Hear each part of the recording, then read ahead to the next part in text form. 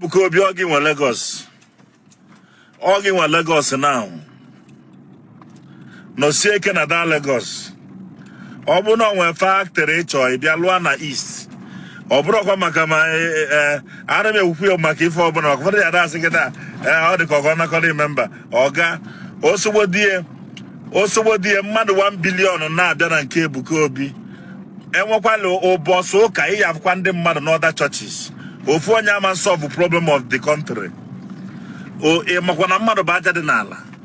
Ụbọsụ ụka jegodu na many churches ọ nwere ka yara ịfụ mmadụ. Ọ na-acha mba na mmadụ chọzie ikwu okwu ụfọdụ asị ya ka ọ wanakọla ya member ọ dị ka ị na-ebe. No, understand my point before you judge. Understand my point.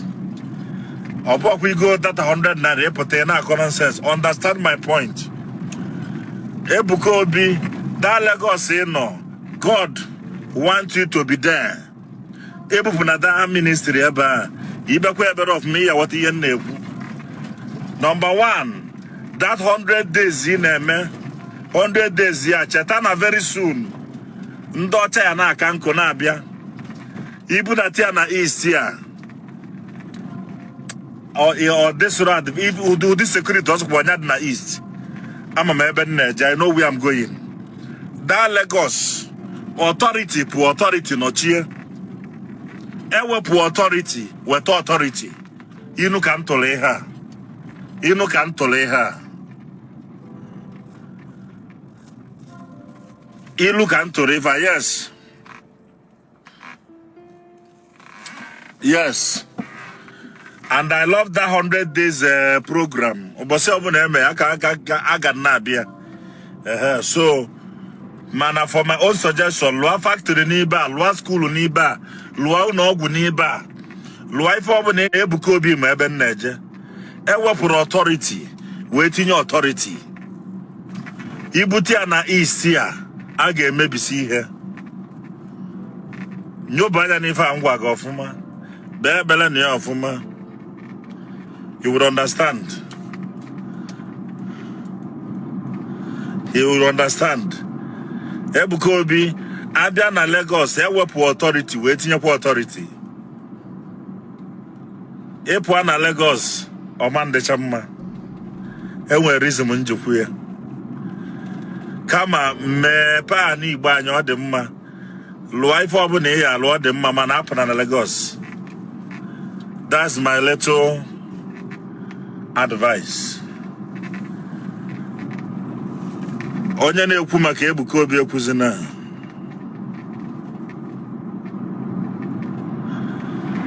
Maka na Ebuka Obi bụ authority Chineke weta. And onwe ifo ji wee weta ya.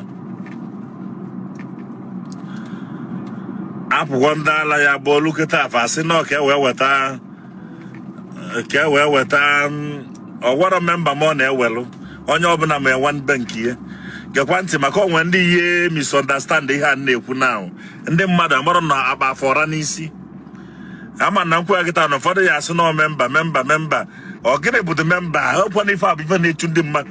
Ndị onye ame ndị young ministers ya ji eje agwọ ọgwụ ka ha wee nwee member. What is member? What is member? Ife niile na-aza brodo Ebuka Obi saa taa. Enwego ndị faza bụ satu yesterday. Otu a ka ọ dịkwa nkwa ndị fa ka ya asa saa echi niile. What is member do? Abịa na asị ewenarị member. Amara m ka ndị onwe ndị agbara ọra n'isi.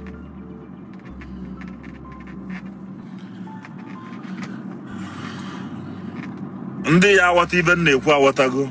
Onye nwe ntị nụrụ, na-enwere ntị anụrụ. Ewepụrụ authority, wee debekwa authority. And I pray Ebuka Obi should understand this. Nwanne m ka ọ bụ ife ọ na-eme na amasị m, alike m ọfụma. Mma furu eziokwu gbanye ihe ne. O mere Charafancha, the headquarter, suppose ịdị na Lagos. Maka na authority nọchiri authority. Na-ekele ọlụ eke. Mana ọkwa na-ebudata ya ebe ọ dị mma. Kama ebudatakwu ya ebe ọ dị mma, ọ ma mma ya na ya. Ọ dị mma kama na I hope let God show you this I said in the vision. Nyacho ya na vision. iwebata ebe a bụ imepe obodo onye so n'imepe obodo ma n'ezie anyị ha nkwu Lagos authority ka ewepụ wee tinye gị bụ authority n'ebe a efelu na God the Trinity tinye gị ebe a, and I pray you will never fail them. God bless you, sir. All this night I love everybody. And what ebe onye ilo na nke ndị against bụ mmadụ ịkọcha mmadụ ibie, nke ndị against bụ onye na-eje ụkwụ na-akọ. Ndị be anyị na-anụ naanị ya onye na-ekwu onye eze Jizọs, onye eze Jizọs afaghị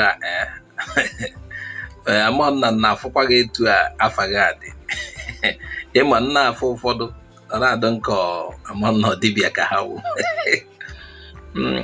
ama nna ikwenyekwa na Jizọs onye eze Jizọs. Anyway, mana okwu okwulu inyoba ya anya nwere ike isi na okwu okwulu make sense gbasara ọdụdụ ọ na-adụ Ebuka Obi. Chekikwuo ife amịla ọfụ a Ebuka Obi na Matias. Inekwu anya ịma na Ebuka Obi kwuru na ọ na-ebudata oke ọfụ na ana Igbo. Ọ bịa na nnecha anya sị na Mbaka nọ n'Enugu, Ebube Monsọ nọ na Anambra, o nwekwara onye ọzọ nọkwa n'Enugu. Adụkọ ezi ife a na-akpa nke a na-enwe nsogbu ya na parish priest ha na-enwe nsogbu. That's the main priest, bishop ka ọ gịnị area ka priest amụm ya na-enwe nsogbu. Enwego principalities na Enugu nwee na Anambra, Imo enweghị. Ebuka Obi si na ọ na-echaga anya ebe ọ dị ka ọ ya aka mma ịlụ nke ewu n'Imo. Anyị ncha na-enwekwu na aṅụrị na-asị he Ebuka Obi bịawazie bịawa Imo.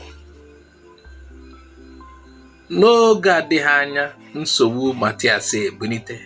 Ọ dịka sị na Matias achọghịzi ama m nọ maka Matias na if onye Matias na-akpọkarị ewu Ebuka Obi.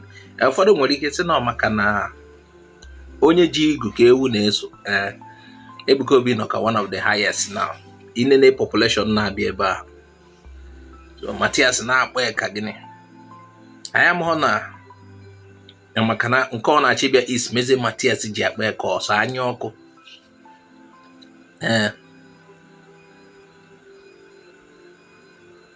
So anyị na-echebu na Ebuka Obi ya abịa. Ebuka Obi nwe factory na Lagos. Anyị na-asị na ọkwa na ụlọ ụka ya dị na Igbo. Ọ ya edozisi ọtụtụ ife. Ụfọdụ ife ya ụgasị na Igbo ka ya alụ ya. Mana na ife onye eze na-agwa ebe onye eze si ya factory gaghị ịchọrọ ịlụ ma ife ọ na-echọrọ ime budatagasị ya n'Igbo mana hapụ ministry na Lagos. O nwere ife onye eze na-ekwu ebe a na authority pụrụ authority bata nya na Lagos. Kele authority hapụ na Lagos kele nke batalụ nya ka nka na-eche onye bụ onye ahụ na-akpekwa ike na ụdị ahụ nọ na Lagos maka etu nsi afịa. Mana ejikwa onwe kele ife mere Ebuka Obi ji chi ibute ụka na ala Igbo. Ife akpalitelu ka emechara election ndọrọndọrọ ọchịchị. Sanwo-Olu gọvanọ Lagos kịta jele ebe ahụ mgbe ahụ a na-eme ife ndọrọndọrọ ọchịchị ka ọ maa na ndị Igbo ya tụnyere, mana ọ dị ka ndị Igbo atụnyeghị. Ụfọdụ si na ọnya mere o ji atirisi ụnụ ọ na-etirisi. Onwe onye mana Ebuka o nwere ife ọfụgolo na-abịa n'ọdịnihu wee sị ka o muvuo ministry ebuje Imo steeti. Mụnwa sịkwana na onye ife atọla ezigbo ụtọ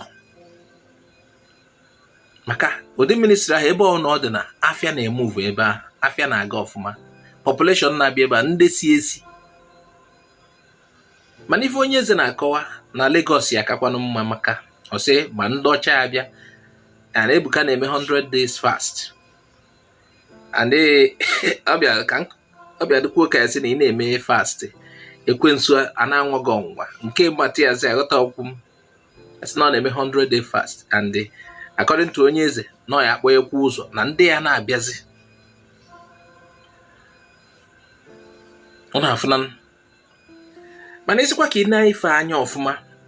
Ụfọdụ ya asị na onye eze nwere ike ọ wụrụ na Ebuka Obi adọkọrọ ndị afịa ha members ka mgbe members biko o nwere ike ọ bụrụ na ọnya nwa ka ọ na eze Ebuka Obi bịa ana Igbo kịta onye eze dị ka ọ nọ Anambra do na onye eze amụọ na nke ọwụ ụka nke ya ha adịghị nke ụka ya ozikwe na ụka emechaa ọkọwala anyị nke ya dị ka amụọmụbakpe ee mana onye eze kwenyere n'ife Ebuka na-eme ọ sị na ojekwa na fụ Ebuka na Zion ọ sọpọtụrụ ndị Zion mana nke ahụ godowogodo onye ọ na nwere ike akwa ụkọ sọpọtụrụ ndị ụka ụbọchị emepere họteelụ akwa ụkọ ọ ndị fada ka reverend bịa mepe ehe ka anyị kpojegoro nke a n'akụkụ onye eze ọ na-afụ Ebuka Obi ka threat. Kedu ife mere onye ejisi Ebuka Obi ya bịa na ka ọ na-awụ na ife a nsogbu Ebuka Obi na Matias nwere Ebuka Obi budatazie ebe ọ na ife emego Ebuka Obi budata ministry ya na ala Igbo na enwere ike enwewe nsogbu ndị otu Matias ndị dịka ya ọdụ Matias ha anya na maka onwere onye eze si kwute na nsogbu ya dị. Kedu ife iche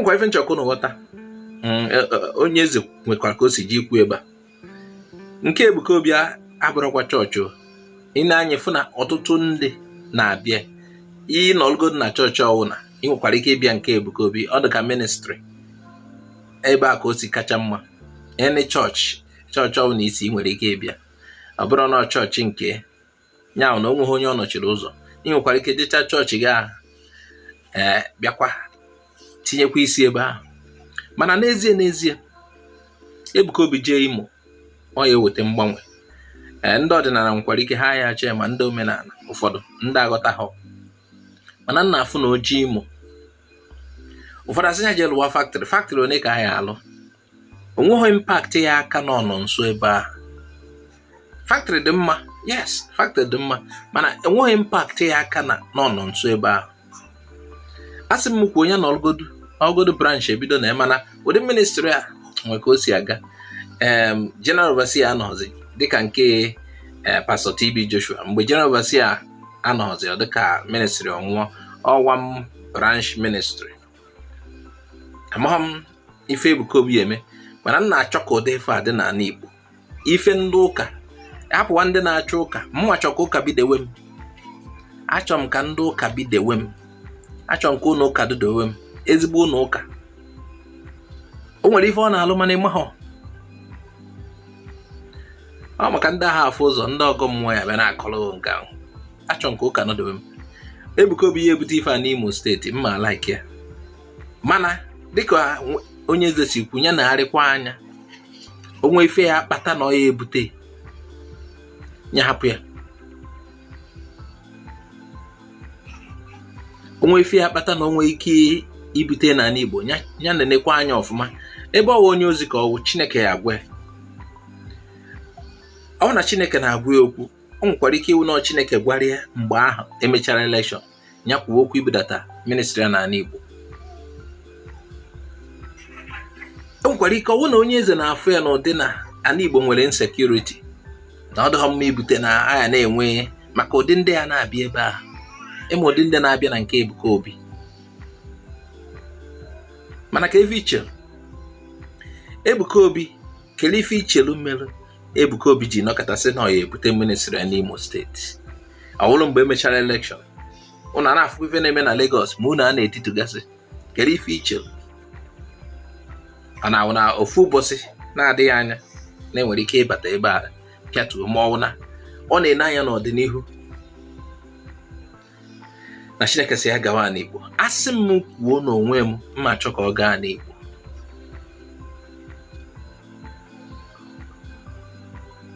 o nwere ife nsị ka m gwa unu tupu m pụọ tupu m mechie ife nnyo nke anyị na-eme o nwere ife ndị ọcha nyoro investigation ha mere test ha wee ghọta na ije na Google ya afụkwa ụmụazị ma ndị nọkarị ebe a na-ekpe ekpere na-anọkarị ogologo ndụ ndị ụmụazị na-ejekewu n'ụka ma Sunday service ma weekly program abịa nene ha anya megasị ajụjụ mee investigation wee fụ na ha ka anọ ma ndụ ha na-aka enwe mgbanwe, ha na-aka anọ karị ndị ahụ aha ekwe eje ife gbasara ekpere ife ụka. Kelee ife iche mgbe ebe aka ya hapụ ya gbasaa n'ozi ya. Ọ bụ na isonyebeghị anyị n'ife anyị na-eme, sonye anyị n'ife anyị na-eme. Kụtụrụ m aka na share button, kụtụrụkwara m aka na subscribe button, gbasaa n'ozi ya. Ngwanụ ebe aka anyị na-akpọchi nke a. Afa m Azuka Oje, Igbo Area TV.